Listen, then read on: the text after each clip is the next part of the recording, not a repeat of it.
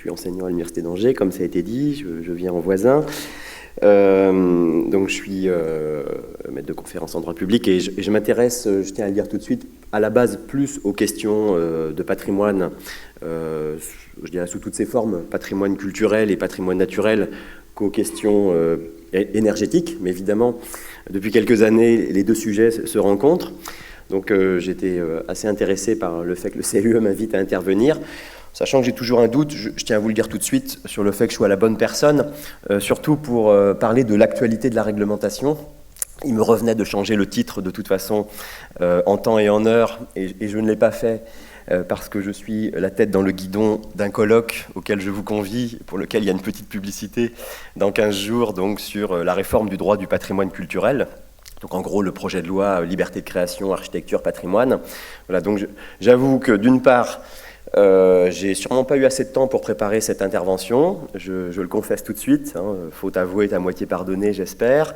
Et puis que voilà, j'ai un prisme qui est plutôt celui de la protection des patrimoines, mais néanmoins, je me suis permis de prendre quelques échantillons de l'évolution législative et réglementaire, puisque donc l'actualité réglementaire au sens strict m'arrêterait au décret. Et évidemment, il y a tout intérêt à parler aujourd'hui de la loi sur la transition énergétique pour la croissance verte, donc c'est quand même ce que je veux faire un peu. Voilà, quelques préalables donc avant d'entrer dans le sujet. Alors vous voyez d'ailleurs que le titre a changé, hein. Heureusement vous avez parlé de mise en perspective, donc je ne sais pas si ce sera passionnant, mais c'est quand même ce que j'ai essayé de faire. Hein, le chantier permanent du droit. J'entendais tout à l'heure près du café des gens parler de la loi Allure, bien sûr de la loi, des différentes lois qui se sont succédées depuis quelques années, puis bien sûr de celles qui ont été adoptées cette année et qui vont l'être aussi dans les années à venir, ou en tout cas même dans les mois à venir. Donc voilà, le chantier permanent du droit impose aujourd'hui de voir se confronter, hein, comme vous l'avez rappelé, donc ces deux enjeux, d'une part celui de la question énergétique, des économies d'énergie, bien sûr de la maîtrise des gaz à effet de serre, en pleine COP21, c'est évident. Alors c'est un sujet qui est pas récent, hein, la question bien sûr de l'économie d'énergie, hein, puisqu'on peut au moins, et c'est un minimum, remonter donc à la loi de 96 sur l'air et l'utilisation rationnelle de l'énergie. Il y avait bien sûr des dispositifs antérieurs, enfin c'est quand même une loi qui consacre déjà cette question de l'utilisation rationnelle de l'énergie. Et puis bien sûr de l'autre côté, le statut juridique du patrimoine, lui, il est encore beaucoup plus ancien que celui de cette préoccupation énergétique, puisque vous connaissez vos classiques en la matière. Hein, on est face à une masse juridique très ancienne. La loi de protection des monuments historiques 1913, la loi de protection des sites en 1930, les secteurs sauvegardés. Donc voilà, je ne fais pas l'inventaire ici, ce n'est pas le but de cet empilement d'outils de protection. Puis j'ai quand même rajouté, parce que si on prend le titre de la journée, c'est bien transition énergétique et enjeux patrimoniaux. Bien sûr, quand on prend le contenu de la journée, on voit bien qu'on est sur le bâti. Enfin, quand on parle d'enjeux patrimoniaux, les enjeux patrimoniaux sont aussi ceux du paysage, ceux de l'environnement, ceux de la biodiversité. Hein, donc voilà. Et d'ailleurs, la question des économies d'énergie, c'est déjà en soi un enjeu patrimonial, puisqu'il s'agit d'économiser des ressources naturelles, de maîtriser les gaz à effet de serre, bien sûr, de limiter les pollutions, mais aussi d'économiser des ressources naturelles, entre autres les ressources énergétiques. Alors aujourd'hui, bon, voilà, de mon point de vue, hein, est-ce qu'on assiste à un télescopage ou à un mariage de ces deux enjeux, enjeux énergétiques, enjeux patrimoniaux? D'abord, le sujet n'est pas tout à fait récent, hein, puisque ça fait bien sûr un certain nombre d'années qu'on est confronté, et que, en particulier les acteurs des territoires, les acteurs de l'architecture, de l'aménagement, de l'urbanisme, du patrimoine sont confrontés à cette rencontre. Et donc, il y a déjà eu des tentatives de conciliation, plus ou moins réussies. Entre autres, bien sûr, depuis les lois Grenelle, pour ne pas remonter trop loin quand même. Hein, et j'ai pris juste un exemple, qui est celui de la transformation des zones de protection du patrimoine architectural, urbain et paysager en AVAP, aire de mise en valeur de l'architecture et du patrimoine. L'intérêt théorique de la VAP étant de mieux intégrer les enjeux énergétiques dans cet outil de protection. Je dis bien l'intérêt théorique. je dirais peut-être plus tard que c'est peut-être pas si réussi que ça, mais en tout cas, c'était bien l'objectif. Alors, là, j'ai rappelé les chiffres qui ne sont pas d'ailleurs, du coup, les derniers chiffres de la loi de transition énergétique. Vous les avez en tête, les objectifs d'économie d'énergie validés par la loi de transition énergétique, mais ce sont un peu des rengaines qu'on entend évidemment depuis quelques années. Alors, l'objectif d'une hausse de 2 degrés maximale au cours du XXIe siècle, ce qu'on appelait les 3 x 20, mais qui d'ailleurs ont été rehaussés à davantage que 20% d'économie d'énergie, 20% d'énergie renouvelable, et baisse de 20% des émissions de gaz à effet de serre. Le fameux facteur 4, les étudiants sont toujours un peu surpris quand on parle du facteur 4, c'est un petit côté facteur cheval ou je ne sais quoi. Donc le facteur 4, la division par 4 des émissions de gaz à effet de serre telle qu'elle était déjà envisagée avant à l'horizon de 2050. Bon, tout ça, bien sûr, vous l'avez rappelé, terriblement à la roue. Voilà, le logement, c'est à peu près 30% de l'émission des gaz à effet de serre. Donc voilà, alors en gros, pour résumer, est-ce que si on essaie de marier les deux, on peut considérer qu'on a des chances de bien associer? Je pense que cette journée, bien sûr, va surtout servir à cela. Moi, j'ai pris bien sûr un peu le contre-pied en disant est-ce que le patrimoine, finalement, serait l'ennemi du climat? Est-ce que le besoin de conservation du ou des patrimoines serait par nature un frein à cette évolution des techniques, à cette évolution des pratiques? Donc avec voilà, un petit dessin qui permet de se poser la question. Alors je ne l'ai pas rappelé d'ailleurs, mais dans la loi sur la transition énergétique, et je ne vais pas y revenir, donc c'est pour ça que je m'étais permis de mettre ce petit dessin à un moment. Il y a eu entre autres dans les questions de patrimoine, la question du patrimoine paysager et tout un débat, vous le savez, sur les distances minimales d'implantation des éoliennes par rapport aux zones d'habitat, puisqu'on est encore à une distance de 500 mètres, mais à un moment, le texte a comporté, sur amendement du sénateur Germain, une distance de 1000 mètres, et bon, on est revenu, voilà. Donc, les enjeux patrimoniaux ne sont pas que les enjeux du bâti, ce sont bien aussi les enjeux du paysage. Alors, pour essayer de respecter je pense, mon temps de parole. Je vous propose donc d'apporter, encore une fois, quelques éléments de réponse. J'ai bien conscience que ce que je vais vous dire ne sera pas exhaustif et que vous avez d'ailleurs, pour les uns et les autres, sûrement déjà des connaissances plus précises sur certains de ces dispositifs que je les ai moi-même. Voilà, donc alors première chose, quand on regarde un peu cette évolution de la législation et de la réglementation, ce qu'on constate bien sûr, c'est une évolution dans le sens de l'assouplissement des règles de gestion du bâti et entre autres de gestion du bâti ayant un intérêt patrimonial. Alors évidemment, tout va dépendre aussi du statut du bâti en question. Selon qu'on intervient sur un monument historique, ça va de soi qu'on n'est pas du tout dans le même cas de figure que selon qu'on intervient dans le périmètre général et parfois très important d'une aire de mise en valeur de l'architecture et du patrimoine. Mais enfin, globalement, sur l'ensemble des territoires, ce qu'on constate, c'est quand même des dérogations, tout un système de dérogations dans le code de l'urbanisme, en faveur, bien sûr, des économies d'énergie, des dispositifs permettant, entre autres, on va le voir, de pratiquer davantage d'isolation thermique, et puis en faveur, bien sûr, des équipements permettant de produire aussi de l'énergie renouvelable, des énergies renouvelables. Mais, bon, voilà, la réponse du juriste habituel, c'est thèse, antithèse, peut-être ben que oui, peut-être ben que non. Donc, en sens inverse, bien sûr, on assiste quand même à un vrai maintien des outils de protection. On ne fait pas sauter tous les verrous. Certains verrous étant assez rigides et assez stricts, d'autres plus souples et bien sûr ouvrant la porte à une forme d'interprétation. Alors, première chose, des dérogations croissantes bien sûr en faveur de l'énergie pour faire court, alors souvent des dérogations au PLU, c'est-à-dire au règlement, à l'application de droit commun du PLU. Donc, alors, je pense qu'on peut résumer les choses en 3 étapes. Alors, encore une fois, je ne suis pas que dans l'actualité. Je me suis permis un tout petit coup d'œil dans le rétroviseur sur quand même une étape importante en la matière que sont les lois Grenelle. Donc, ça, ce n'est pas de l'actualité, c'est juste ce petit retour en arrière.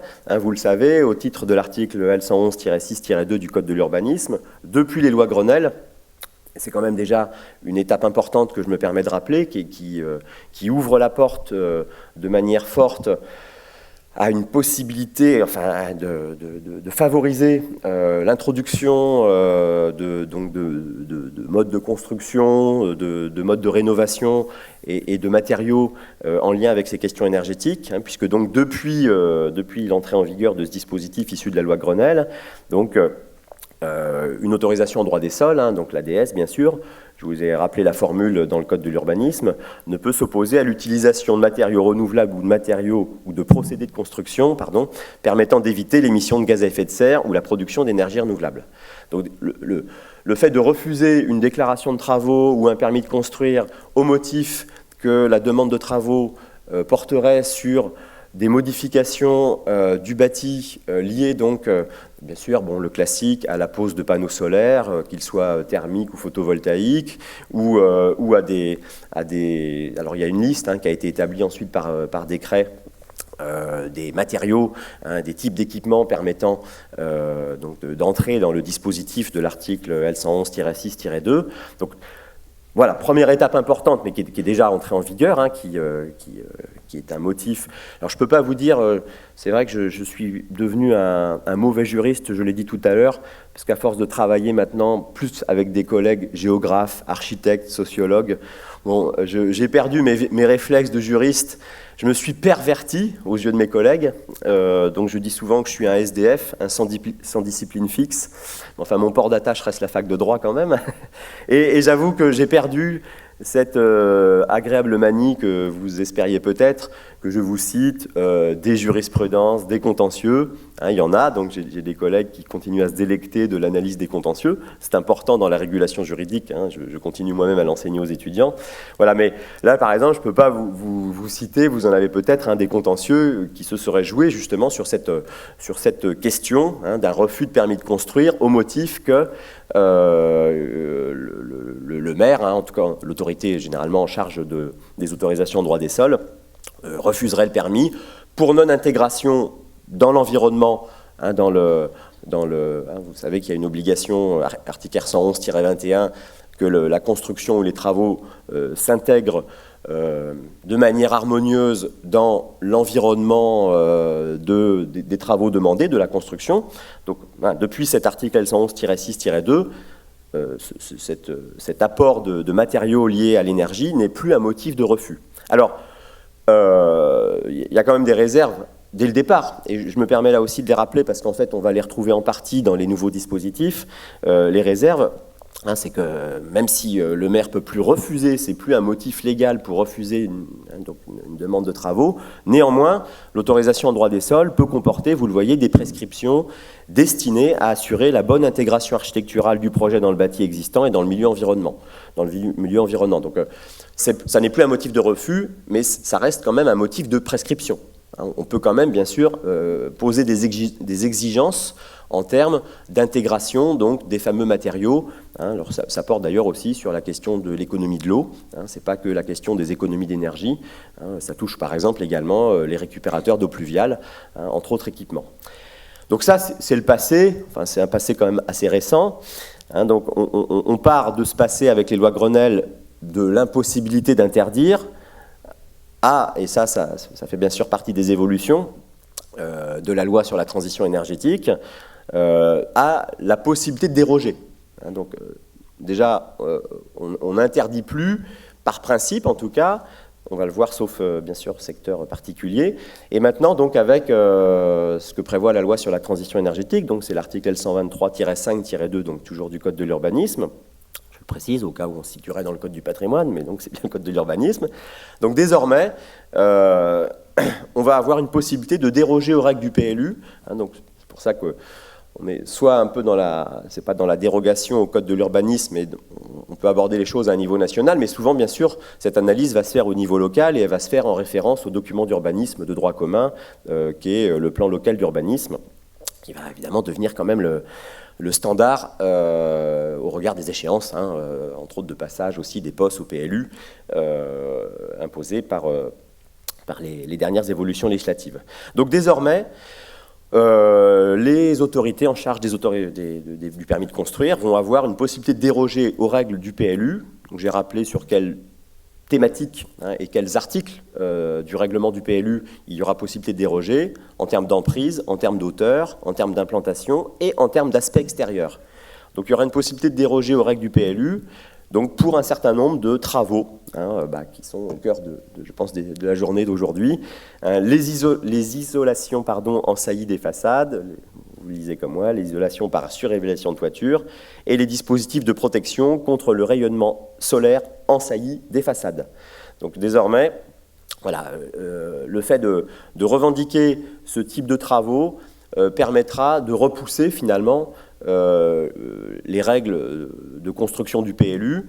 Alors, à la fois en termes, on va dire, de gabarit, en termes de volume, même si il n'y a pas de changement évidemment majeur, même en termes d'emprise au sol. Enfin, je parle sous votre contrôle, mais évidemment, je ne pense pas que ces dispositifs changent fondamentalement. C'est une épaisseur, c'est une peau qu'on ajoute au bâtiment. Ça ne change pas fondamentalement la question de l'emprise au sol. Donc, ce n'est pas tout à fait un problème de superficie. Par contre, bien sûr, ça change quand même, malgré tout, par exemple, les hauteurs. Et puis, ça change aussi, surtout, l'aspect extérieur. Donc, quand on est dans les sujets qui vont être débattus, bien sûr, quand on est dans des secteurs protégés, évidemment, il y a des enjeux particuliers, mais même quand on n'est pas dans un secteur protégé, au sens où je l'ai rappelé tout à l'heure, secteur sauvegardé, AVAP, périmètre monument historique, mais qu'on est tout simplement dans un tissu urbain qui a une qualité patrimoniale, qui d'ailleurs peut être reconnue par le fait que le plan local d'urbanisme est, comme vous le savez, ce qu'on peut appeler, avec tout le flou qui entoure la notion, mais un PLU patrimonial.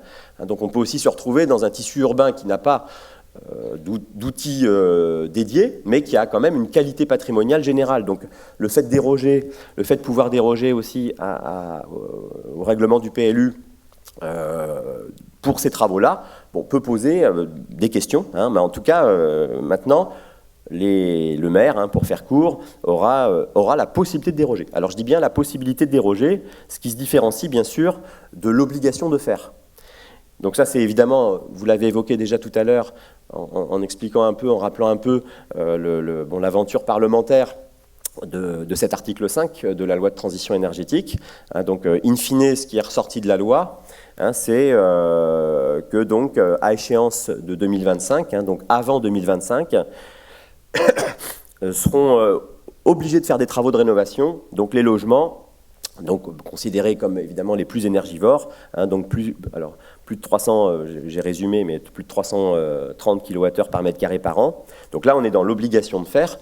Donc on passe d'une possibilité pour les particuliers d'abord de demander des travaux, à une possibilité pour l'autorité de les accepter, et là, bien sûr, on passe à une obligation, bien sûr, de faire des travaux avec donc des contraintes évidemment fortes en matière d'autorisation de droit des sols, donc, mais qui s'emboîteront, bien sûr, justement dans le dispositif précédent.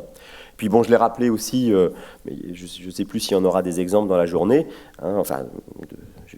j'imagine, de construction publique, puisque donc la loi impose aussi que les constructions publiques seront soumises à l'exemplarité énergétique, en imaginant entre autres par exemple des bâtiments à énergie positive, idéalement. Alors, néanmoins, cette obligation de faire, vous le savez, non seulement elle a été recalibrée en cours de débat parlementaire, mais elle a aussi été partiellement censurée par le Conseil constitutionnel. Donc je me permets de le rappeler, mais évidemment, ce qui est sorti de la loi cette année peut et va probablement y revenir dans quelques temps. C'est reculer pour mieux sauter. Bon, néanmoins, en l'état, donc le Conseil constitutionnel, le 13 août 2015, donc a déclaré non conforme et donc a annulé, même si juridiquement c'est pas tout à fait ça, mais enfin il a annulé, il a retiré de la loi donc l'article qui suivait, c'est-à-dire l'article 6, donc qui imposait une obligation de rénovation énergétique donc à partir de 2030. Là, l'échéance était plus lointaine, c'était pas avant 2025, c'était au contraire à partir de 2030, mais une obligation de rénovation énergétique à l'occasion d'une mutation, selon, bien sûr, des critères qui auraient dû être définis par décret, calculés, bien sûr, selon le niveau de performance énergétique du bâtiment. Donc, bien sûr, plus en dessous des 330 kWh par mètre carré par an, on aurait eu un décrescendo de bâtiments à rénover selon un calendrier quand même assez lointain, hein. Enfin, vous voyez, entre 2030 et jusqu'à 2050. Enfin, je sais qu'on doit penser aux générations futures, non seulement sur les générations à venir au cours du XXIe siècle, mais je l'espère sur des centaines d'années au minimum. Mais néanmoins, sur cette question-là, le calendrier était quand même peu prégnant. Bon, ça a été annulé, non pas parce que le Conseil constitutionnel a considéré qu'il était anormal d'imposer à des particuliers de faire des travaux de rénovation énergétique, ça a été annulé parce que le Conseil constitutionnel a considéré que la loi ne prévoyait pas assez de garanties pour imposer cette transformation. Hein, donc c'est plutôt la rédaction de l'article 6 et l'insuffisance du cadre défini par la loi qui a justifié l'annulation. Donc mieux préparé, mieux rédigé, ça reviendra dans une autre loi et ça peut revenir avec un calendrier plus serré. Il vous reste 5 minutes. Voilà, alors je vais donc passer bien sûr à la deuxième partie bon, enfin, pour lesquelles bien sûr vous avez déjà aussi un certain nombre de connaissances, même sûrement très nombreuses, d'autant que pour le coup, pour une partie, justement les choses n'ont pas changé, c'est-à-dire que face à une tendance législative qui voilà, introduit de plus en plus de dispositifs en faveur de cette question énergétique sur le bâti, comment le législateur, le gouvernement, bien sûr, maintiennent ou au contraire assouplissent la protection du patrimoine. Bon, globalement, on peut quand même dire que oui, il y a un vrai maintien d'une protection du patrimoine. Donc je vais faire assez vite, hein, mais bon, la première chose, c'est que pour le moment, en tout cas, les outils existent encore. Les outils de protection du patrimoine, donc là les outils dédiés, hein, périmètre monument historique, secteur sauvegardé, donc ZPPAUP ou AVAP selon le calendrier dans lequel on est par rapport à l'obligation donc, de les transformer. Donc tout ça a été maintenu. Et quand j'ai mis résistance théorique et pratique, bon, je siège depuis peu de temps en CRPS Pays de la Loire, en commission régionale donc patrimoine et sites. Ce que j'ai vu depuis peu de temps donc, sur les AVAP, par exemple, c'est que les règlements d'AVAP continuent quand même d'être assez draconiens. On peut le regretter ou s'en féliciter, mais ils continuent d'être assez draconiens sur la question des matériaux en périmètre d'AVAP, des matériaux liés aux économies d'énergie ou à la production d'énergie renouvelable. Hein, en gros, les équipements en question ne seront acceptés par le règlement de l'AVAP que si ils sont absolument invisibles de l'espace public. Hein, donc, je n'ai pas le sentiment que ça ait changé grand-chose à ce niveau-là. Bon, en même temps, on est sur des espaces dont la qualité patrimoniale a été certifiée. S'il y a bien des endroits où on doit ne pas faillir, entre guillemets, c'est peut-être, bien sûr, quand même sur ces... Voilà. Alors, de la même manière, hein, je fais assez vite, mais l'exception que j'évoquais tout à l'heure de l'article L111-6-2, c'est-à-dire issu de la loi Grenelle, d'ailleurs, elle est enfin, cette possibilité que j'ai évoquée, justement, c'est hors périmètre protégé. Hein, alors, c'est le cas pour l'article L111-6-2, ce n'est pas le cas pour l'article suivant que j'ai cité. C'est-à-dire que là, l'article L111-6-2 sur l'impossibilité de refuser un permis de construire pour équipements liés aux énergies, c'est hors périmètre protégé, d'une part, et même le maire peut créer des périmètres spécifiques dans le PLU, hein, définis avec l'architecte bâtiment de France, hein, donc, qui ne sont ni des périmètres monuments historiques. Et donc dans ces périmètres, le maire peut continuer à refuser, là ça reste légal, un permis de construire, une autorisation en droit des sols, parce qu'on est dans un périmètre à valeur patrimoniale. Cette mention, par contre, n'est pas reprise dans l'article donc L123-5-2. Donc c'est du coup le silence de la loi sous-entend que ce nouvel article dans le Code de l'urbanisme s'applique partout. Alors, résistance théorique et pratique, donc là, l'actualité législative, je suis allé la chercher il y a 5 ans, mais je vais aussi la regarder pour dans un an. Hein, je me permets de dire un mot, vous connaissez peut-être donc déjà un peu le projet de loi Liberté de création, architecture et patrimoine. Donc là, c'est sûr qu'on peut se poser des questions, donc je vais faire ça rapidement, il me reste maximum 2 ou 3 minutes sous l'autorité du président. Voilà, alors vous savez peut-être que ce projet de loi projette déjà de transformer les secteurs sauvegardés, les ZPPAUP et les AVAP en un seul outil, l'outil cité historique. Bon, sur le fond, ça ne changera pas grand-chose à la protection, sauf si, au sein de ce nouvel outil cité historique, l'outil de gestion, le document d'urbanisme, on va dire, n'est pas un plan de sauvegarde et de mise en valeur, mais simplement le PLU. Un PLU forcément patrimonial, mais un PLU seulement. Donc là, quand on est en espace protégé et qu'on se retrouve avec un simple PLU, même patrimonialisé, pour gérer cette question de la compatibilité entre les enjeux énergétiques et la protection du patrimoine, moi je dis pourquoi pas, bon, sauf que, comme je l'ai mis, est-ce qu'il n'y a pas une forme de risque à laisser sous la responsabilité des techniciens, ça j'ai pas peur, mais des élus, j'ai parfois un peu plus peur, avec tout simplement l'alternance politique, enfin il y a des tas de choses qui peuvent déstabiliser cette question patrimoniale, donc voilà. Donc j'en arrive à la conclusion, pardon, je me suis trompé de bouton, c'est celui-ci, hop. Voilà, donc pour terminer ce petit tour très partiel de ces questions, mais qui je pense montre bien la tendance forcément au sein du Code de l'urbanisme. Donc si en caricaturant on se pose la question d'une menace sur les patrimoines, est-ce que ça vient plutôt des questions énergétiques ou plutôt des questions économiques, hein, c'est plutôt là-dessus que je vais terminer. Est-ce que la menace c'est l'isolation par l'extérieur ou la déréglementation, hein, de manière générale. Je fais allusion ici au fait, bien sûr, que depuis un certain nombre d'années, on parle beaucoup d'urbanisme de projet. Ça a commencé avec Benoît Apparu, bien sûr, mais la loi Macron, puisque bien sûr, il y a la loi sur la transition énergétique cet été, mais il y a aussi la loi Macron. Et puis, il y a la réforme du Code de l'urbanisme, enfin la refonte d'abord pour la nouvelle codification qui entrera en janvier 2016 en vigueur, et puis la réforme du statut du PLU et du règlement du PLU qui va aussi donc normalement arriver en début d'année 2016. Bon, qui là, je n'ai pas le temps de développer, mais pose quand même un certain nombre de questions sur les enjeux liés à cette déréglementation et sur le côté peut-être boîte de Pandore. Je pense qu'on pourra en débattre après, mais boîte de Pandore qu'on ouvre, entre autres dans cette question d'une gestion intelligente du patrimoine. Donc voilà, tout ça, bien sûr, le pied sur le plancher de l'accélérateur du temps, c'est-à-dire qu'aujourd'hui, il faut faire plus simple, je comprends qu'on puisse dire ça, plus vite, hein, plus rapide. Hein, donc je pense aussi à la réduction des délais d'instruction, donc qui est déjà en marche, qui est entre autres accéléré là, par le décret du 9 juillet 2015 qui justement compresse un petit peu les délais d'instruction des autorisations en droit des sols dans les espaces protégés. Donc voilà. Bon, cette question de l'énergétique, je ne pense pas qu'elle télescope de manière frontale la gestion du patrimoine parce que les deux peuvent se marier très intelligemment.